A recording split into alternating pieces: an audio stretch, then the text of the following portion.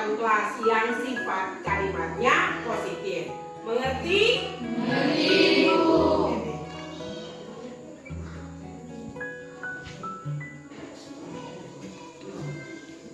Satu orang, satu kalimat positif yang sebentar nanti merupakan kesepakatan di kelas kita.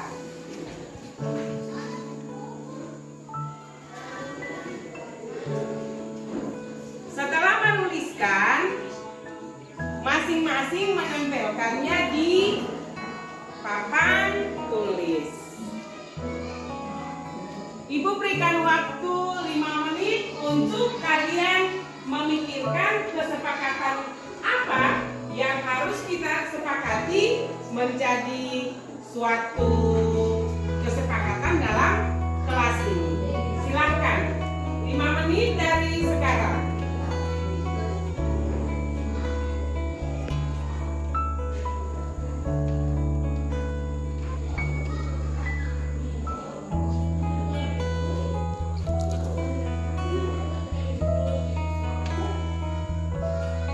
Baik, anak-anak sekalian, waktunya selesai. Masing-masing boleh menempelkan hasil kerja kalian di papan tulis. Silakan. Lagi di belakangnya itu ada.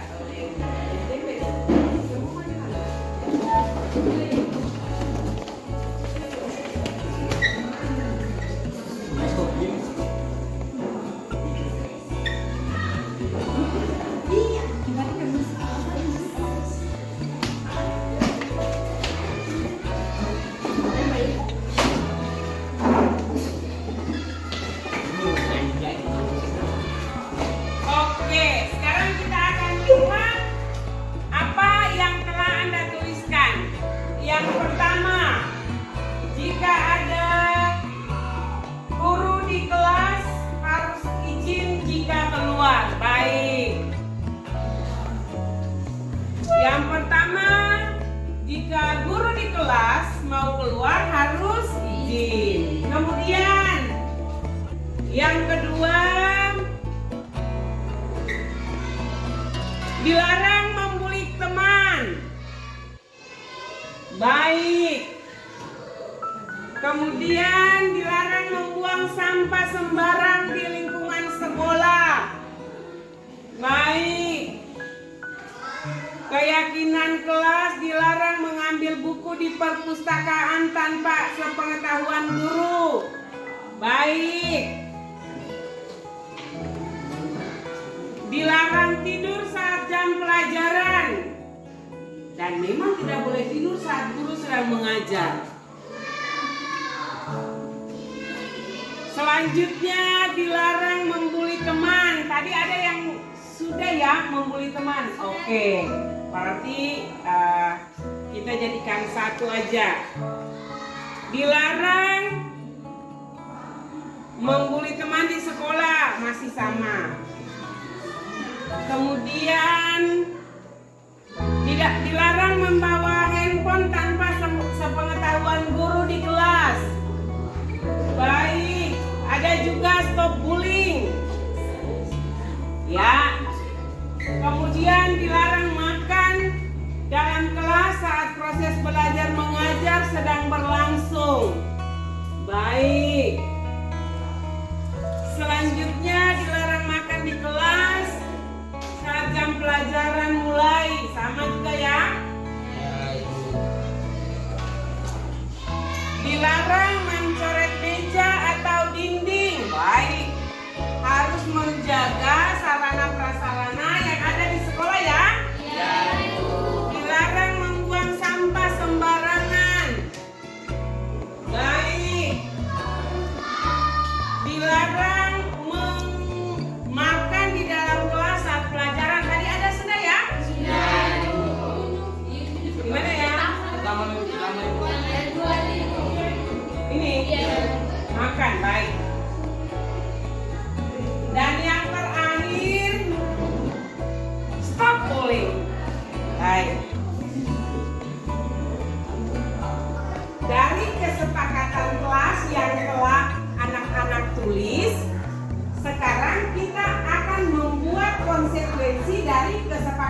itu jika dilanggar.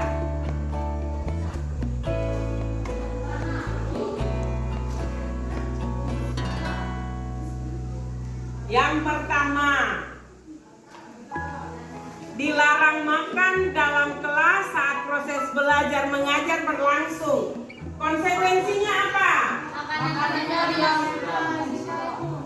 Oke, kalau makan berarti makanannya diambil guru. Kemudian yang kedua, jika ada ibu atau bapak guru di kelas harus minta izin sebelum keluar kelas. Berikutnya, jadi ini merupakan kesepakatan ya. Selanjutnya, dilarang membuli teman. Konsekuensinya jika ada yang membuli teman berarti harus meminta maaf.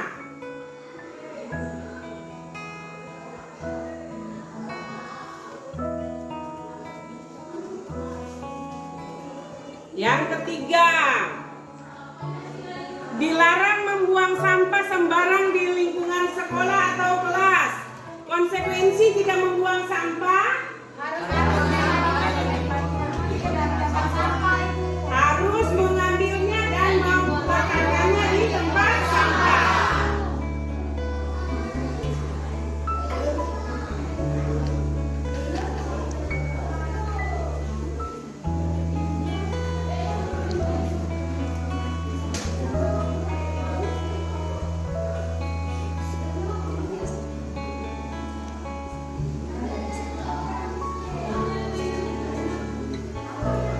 Yang berikut,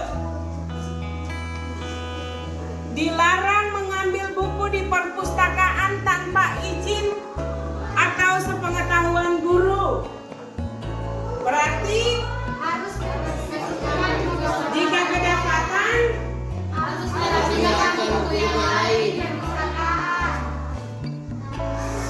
merapikan buku-buku yang lain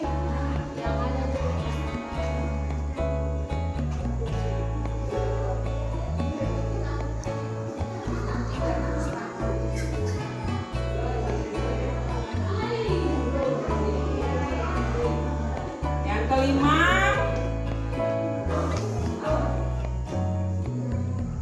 dilarang membawa handphone tanpa sepengetahuan guru di kelas. Jika kedapatan, ya, handphonenya disita.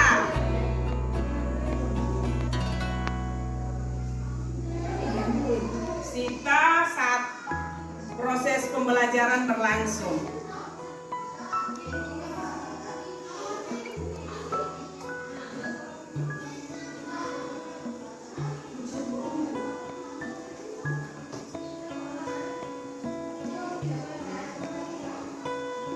Selanjutnya, dilarang mencoret meja atau dinding di sekolah. Konsekuensi jika kedapatan harus membersihkannya kembali.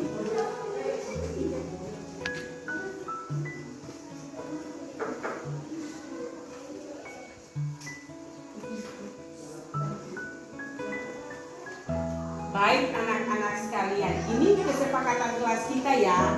Dan ketika ada yang melanggar kesepakatan ini, ada konsekuensi yang harus diterima. Anak-anak semua setuju? Setuju. Untuk mensahkan kesepakatan ini, ada ketua kelas di sini siapa? Ya, Mendo akan menandatangani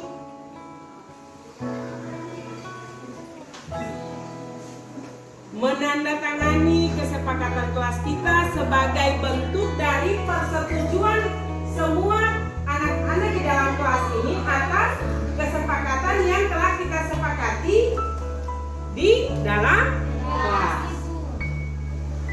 Oke, silahkan ketua kelas.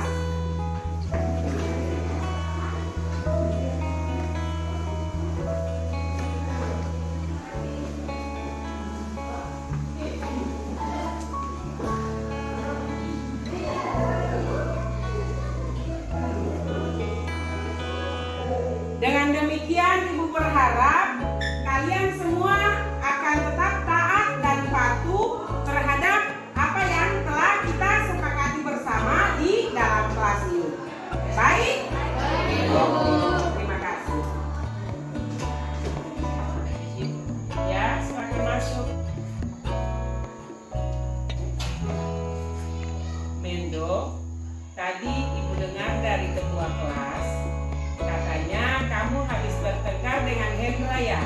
Iya Bu, habis kesal. Kenapa kesal? Indra terus-menerus mencontek hasil pekerjaan saya Bu. Bukan saja PM, tugas-tugas kelas juga dicontek lagi. Oh begitu. Wajar saja kalau kamu marah. Jika itu ada di pihak kamu, ibu juga pasti marah. Lalu apa yang kamu lakukan terhadap Rendra? Saya marah-marah Bu. Saya juga maki-maki dia dan juga tanpa sadar saya mengirimkan meja. Oh begitu. Pasti kamu berbuat begitu ada alasannya ya? Iya Bu, masa saya diam saja. Saya kan sudah bisa bayar Indra depan luar. Tapi Indra hanya untuk mencontek, tidak mengomunikasi dengan ibu. Ya wajarlah kalau kamu marah. Karena tidak rela pekerjaanmu dicontek begitu saja oleh Hendra. Ibu sangat menghargai tindakan kamu yang tidak berbuat lebih buruk daripada itu, misalnya memukul Hendra. Iya Bu. Sekarang coba kamu pikirkan, tindakan kamu marah sampai menggebrak meja, apakah sesuai dengan keyakinan kelas kita? Keyakinan apa yang sudah dilanggar? Saling menghormati. Menurut kamu, saling menghormati itu penting, tidak buat kamu? Baik, kalau menurut kamu penting, keyakinan apa yang harus kamu lakukan saat kamu sedang marah? Baiklah, apakah kamu bersedia memperbaiki kesalahan ini? Bersedia. Apa yang akan kamu lakukan untuk memperbaiki masalah ini? Saya bersedia bersabar dan dengan marah saya tahu ada yang saya akan melakukan kepada pelajaran atau kelas. Ya, tepat sekali tindakan kamu. Tetap semangat ya. Sekarang silakan kembali ke kelas. Baik Bu, terima kasih. Sama-sama. Saya hormati teman-teman sekalian yang saya kasihi. Saat ini saya akan melakukan aksi nyata terkait dengan budaya positif. Bapak Ibu sekalian, sebelum kegiatan ini dimulai, mari kita senyum 30 detik sambil melihat satu dengan yang lain. Tetap tersenyum Bapak Ibu sekalian. Sebelum kegiatan ini kita mulai. Oke Bapak Ibu, selesai. Kita akan ada dalam suatu kesepakatan dalam forum diseminasi ini. Yang kita sepakati yang pertama, Bapak Ibu menjadi pendengar yang baik. Kemudian yang kedua, menghargai orang lain. Bagaimana Bapak Ibu? Setuju dengan kesepakatan ini? Setuju. Baik, kita mulai. Yang akan saya sampaikan di saat ini terkait dengan budaya positif Bapak Ibu sekalian. Jadi budaya positif ini beranjak dari tujuan pendidikan. Tujuan pendidikan menurut Ki Hajar Dewantara adalah menuntut segala kodrat yang ada pada anak agar mereka dapat mencapai keselamatan dan kebahagiaan yang setinggi-tingginya, baik sebagai manusia maupun sebagai anggota masyarakat. Oleh sebab itu Bapak Ibu, sebagai pendidik, kita hanya dapat menuntun tumbuh atau hidupnya kekuatan kodrat yang ada pada anak-anak agar dapat memperbaiki lakunya. Jadi bukan dasarnya, dan tumbuh dari kekuatan kodrat anak. Ilustrasinya seperti ini Bapak Ibu sekalian. Anak-anak itu ibarat tumbuhan, di mana tumbuhan itu dia akan tumbuh sesuai dengan dia punya pertumbuhan. Sebagai guru, sebagai pendidik, kita di sini hanya bisa memelihara tumbuhan itu dengan cara membersihkan tumbuhan itu dari misalnya ada tumbuhan-tumbuhan pengganggu. Kemudian kita menggemburkan tanah. Jadi sebagai pendidik, Katong bisa menguasai dia punya pertumbuhan, tetapi Katong dapat menuntun pertumbuhan itu. Jadi anak-anak itu ibarat tumbuhan, dan kita sebagai pendidik sebagai orang-orang yang memperhatikan pertumbuhan dari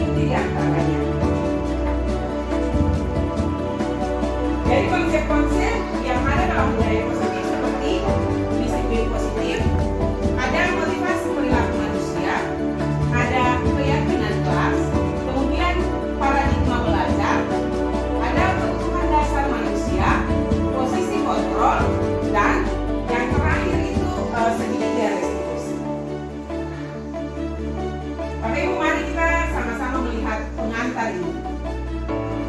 Jadi ada Anda dan teman Anda, kemudian melakukan kegiatan cobalah membuka. Anda itu adalah A. Tugas Anda adalah mengepalkan salah satu tangan Anda. Kemudian coba Anda bayangkan bahwa jika Anda menyimpan sesuatu yang berharga di dalam kepalan tangan Anda perlu menjaga benda tersebut sekuat tenaga agar sekuat tenaga Anda, karena begitu penting untuk kehidupan Anda. Kemudian yang B atau rekan Bapak Ibu sekalian, mencoba dengan segala cara untuk membuka kepalan tangan. Teman B boleh membujuk, menghardik, mengintimidasi, memahami, menggoda, menggelitik, bahkan menawari Anda uang agar Anda bersedia membuka kepalan tangan tersebut. Coba lakukan kegiatan ini dengan teman di samping. Kemudian saya berikan waktu 30 detik saja. Sesudah itu mari kita diskusikan, ada beberapa pertanyaan berikut. Mari Bapak Ibu sekalian.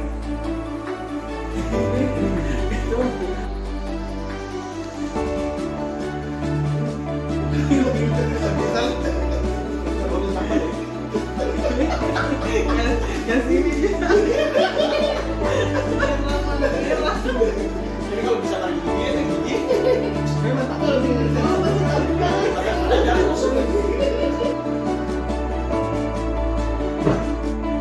Baik Bapak Ibu sekalian, dari permainan yang telah tadi kita mainkan, ada 3 pertanyaan. Yang pertama, apakah Anda atau B membuka kepalan tangan Anda? Kemudian mengapa? Alasan Anda atau B membuka kepalan tangan Anda. Kedua, apakah Anda atau B menutup kepalan tangan Anda? Mengapa? Alasan Anda atau B tetap menutup kepalan tangan Anda. Dan yang ketiga, dalam kegiatan ini sesungguhnya siapa yang memegang kendali atau kontrol untuk membuka atau menutup kepalan Anda? Dari Bapak Ibu sekalian, ada yang bisa menjawab? Ya, baik Ibu, terkait dengan pertanyaan-pertanyaan itu, ini kalau kita lihat bahwa sesungguhnya ini yang punya kendali itu adalah orang yang mengepalkan tangan tadi itu. Walaupun kita menggoda dengan cara apapun, kita menarik, kita menggelitik, tetap saja orang tersebut kalau dia merasa bahwa hal itu berharga untuk dia akan menutup kepala tangan itu. Tapi kalau misalnya dia tergoda, otomatis dia akan membuka. Jadi sesungguhnya yang memegang kendali itu bukan orang dari luar, tapi tetap dari dirinya sendiri. Mungkin saya. Ya, terima kasih Pak. Benar sekali apa yang Bapak katakan. Jadi Bapak Ibu sekalian, yang membuka kepalan tangan atau yang menutup itu tergantung dengan kita bagaimana kita mengontrol. Jadi di sini kita akan mempelajari tentang teori kontrol. Yang pertama itu ilusi guru mengontrol murid. Selanjutnya disiplin positif. Bapak Ibu sekalian, apa sih disiplin positif itu? Jadi disiplin itu berasal dari bahasa Latin, yaitu disciplina, yang artinya belajar.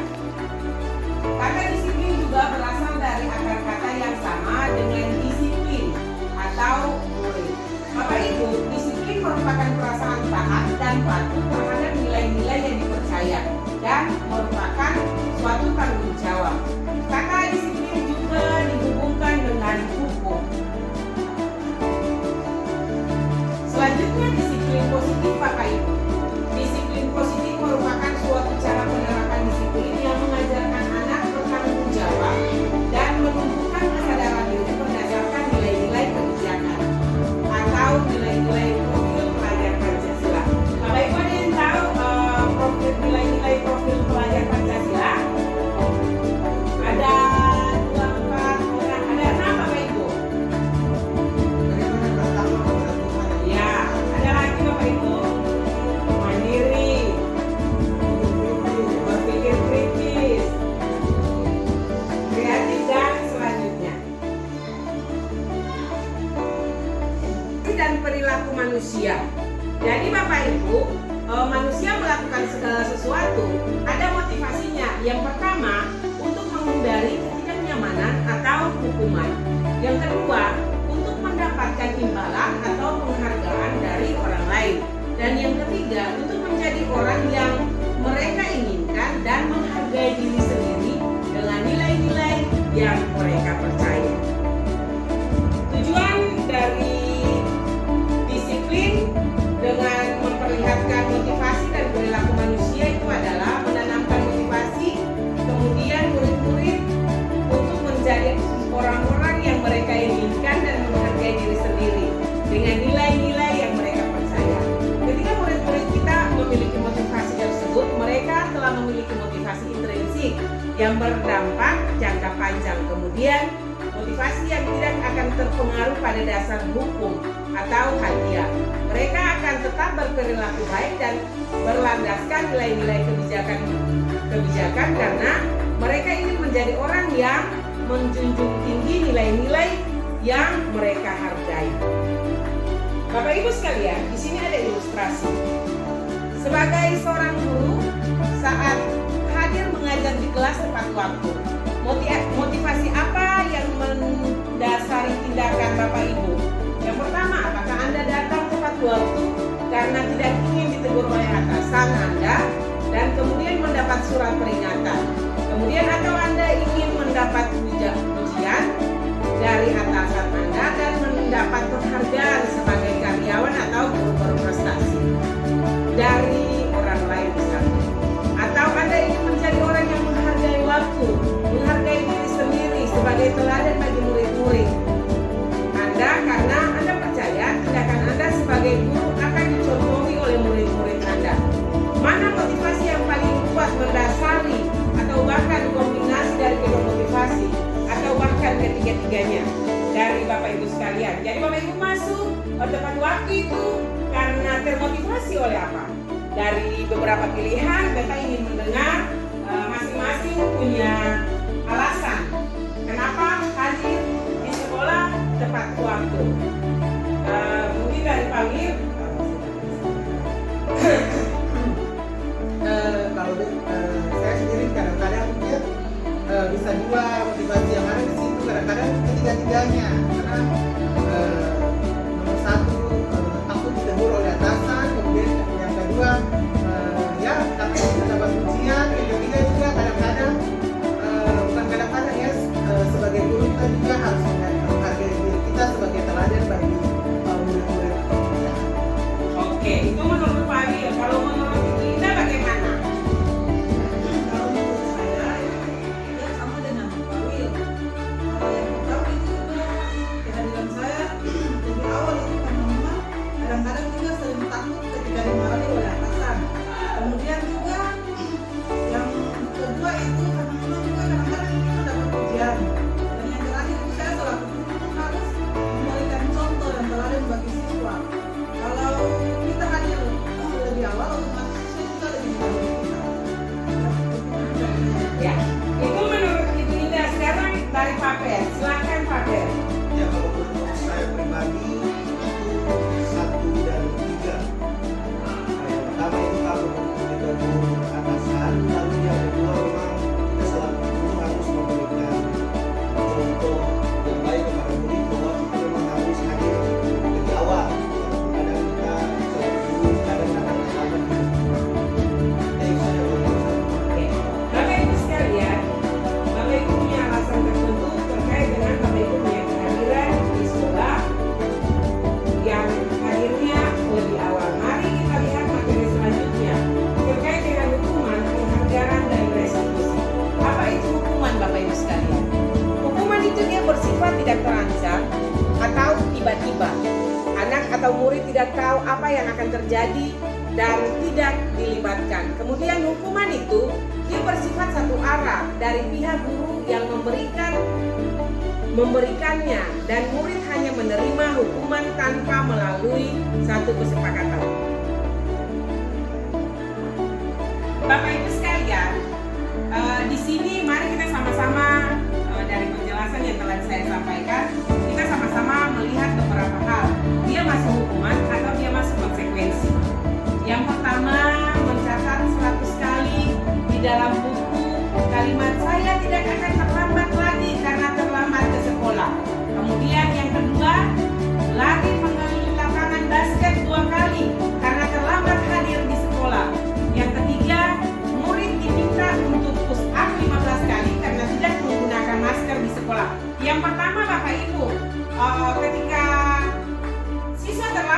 sekolah maksudnya mereka disuruh mencatat 100 kali di buku.